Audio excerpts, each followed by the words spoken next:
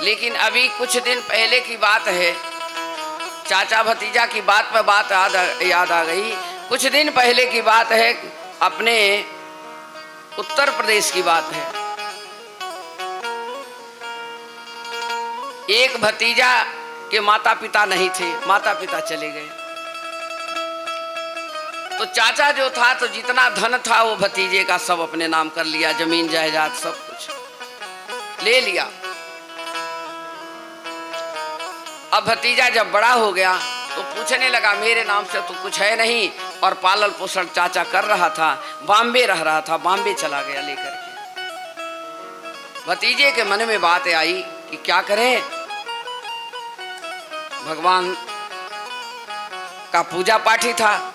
बोला ऐसा करते हैं, चाचा से मिलने जाते हैं। तो चाचा के लिए बहुत अच्छी अच्छी डब्बे की मिठाई ले लिया और बॉम्बे का टिकट कराया और चला गया चाचा से मिलने के लिए। ये हकीकत बात बता रही हूँ, ज़्यादा दिन की बात भी नहीं है, ये आजमगढ़ की बात है। चाचा से मिलने चला गया, चाची से मिला, बड़े प्रेम पूर्वक मिला, और कहो भतीजा क्या हालचाल है। चाचा से कहने लगा, बहुत अच्छा है, हम तो आपसे मिलने आए थे, लेकिन एक बात का बड़ा हमको अच्छा लगा कि आपने मेरा पालन पोषण करके इतना बड़ा कर दिया मुझे, और बड़ी खुशी हुई हमारे कि मेरे दादा परदादा ये गज जमीन लेके नहीं जा पाए, ऊपर चले गए।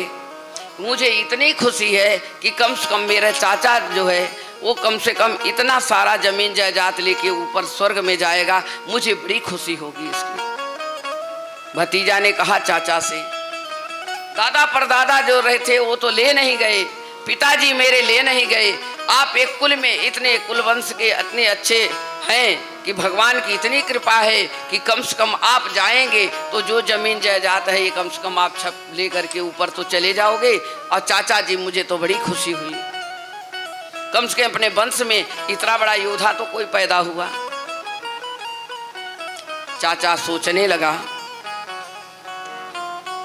ये बात तो सही है, आज तक तो जितने लोग थे सारे लोग कोई भी नहीं कुछ ले गया संसार से, और मैं अपने भतीजे की भी जो जमीन था वो भी मैंने अपने नाम कर दिया, तो अब हमारे जैसे मूर्ख तो दुनिया में कोई नहीं होगा। उसी समय चाचा के मन में ये बात आई कि भतीजा सत्य कह रहा है, ऊपर सब चले जाते हैं, सारी धन माया यही रह जाती है, कोई किसी के साथ नहीं जाता, सब कुछ यही रह जाता है। आते हैं, चाचा जी जितनी जमीन उन्होंने लिया था सारी जमीन अपने भतीजे के नाम कर दिया। बेटा तूने सत्य कहा है, आज मेरी आंखें तूने खोल दिया। तो कभी कभी कोई बात ऐसी होती है जो उचित समय पर कह दी जाती है और समझ में आ जाती है। तो कहने का तात्पर्य है कि लेकर के तो कोई नहीं गया, धन दौलत सभी का यहीं रह गया है। जो हम अपने हाथ से दे देंगे और वही हमारे साथ जाएगा, वरना कुछ हमारे साथ जाने वाला नहीं है। ये कर्म ही हमारे साथ जाने वाला है, और कर्म सब कुछ यही करके हम जो अच्छा करेंगे और जो बुरा करेंगे सब फाइल में दर्ज हो जाता है भगवान के।